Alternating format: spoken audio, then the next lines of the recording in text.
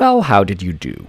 Hopefully it's obvious that the cross-sectional area in the thick wire is greater than the cross-sectional area in the thin wire. If that's not obvious to you, then you haven't understood what cross-sectional area means.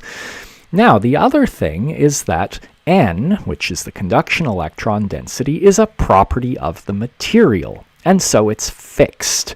It can't change. And charge conservation simply dictates that all of the charge that enters one piece of wire must exit the other, or equivalently, all the electrons that enter one piece of wire must exit the other. And so the two electron currents must be the same.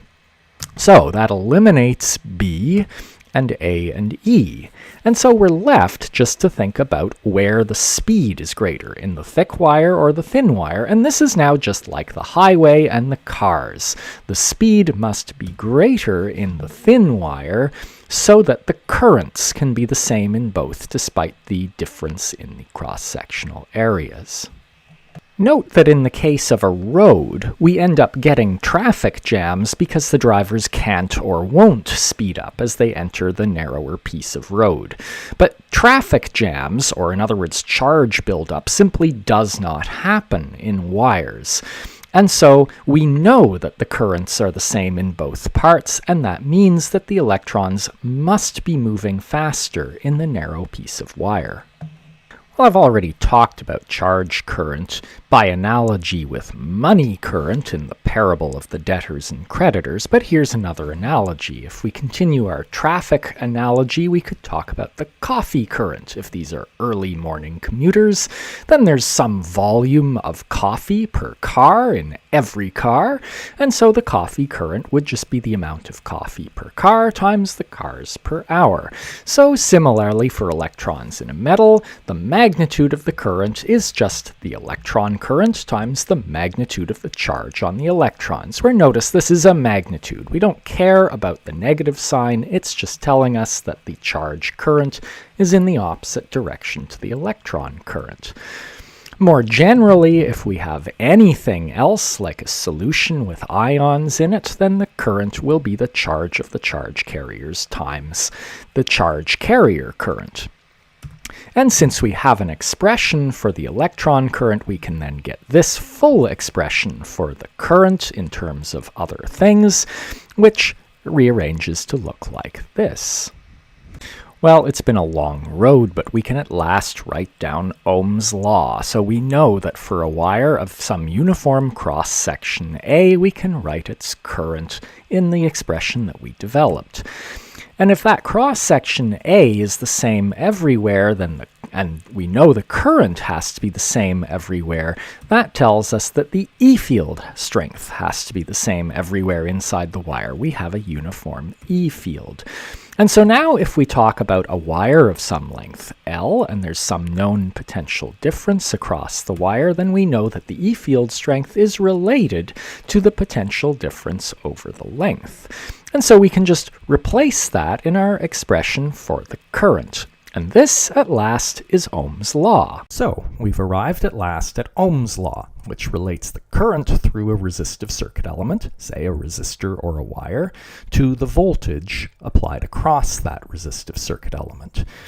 But you may be a little confused at the moment because you may have already met Ohm's law in an earlier course, and it probably looked a lot simpler than this. Well, don't worry, we're about to simplify it. Let's pull it apart. So, it has a part which depends on geometric properties of the circuit element. In other words, the shape and size of the circuit element. It also has another part which depends on the material properties. In other words, what the circuit element is made out of. Let me just focus on those material properties for a moment before simplifying it.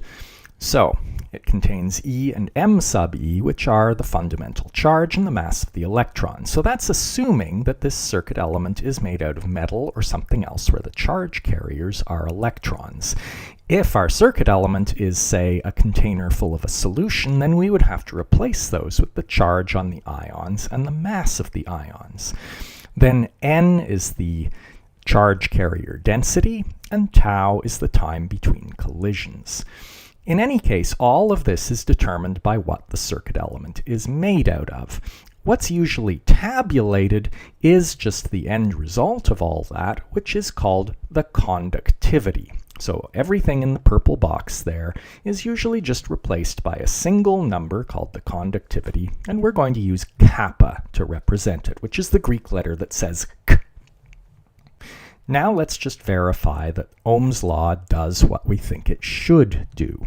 So if we take a given battery, and we're going to keep the same battery, so the voltage is being held fixed, and we replace a thick wire with a thinner wire, then we expect that the thinner wire ought to carry less current. And indeed, Ohm's law shows us that, because the current is proportional to the cross-sectional area of the wire. So a thinner wire will carry less current.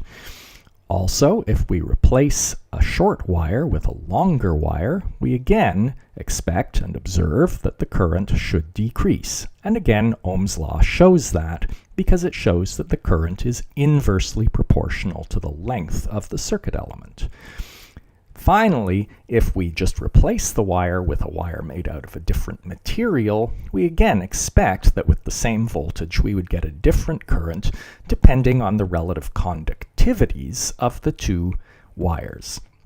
So we can write it all this way, replacing the material properties with the single quantity kappa, but usually the way we write it is to say kappa AL are all to do with our conductor or resistor, and so we replace it with 1 over R, where R is the resistance. Note that that's defined that way so that when the resistance is large, that means for a given potential difference, we will get a small current.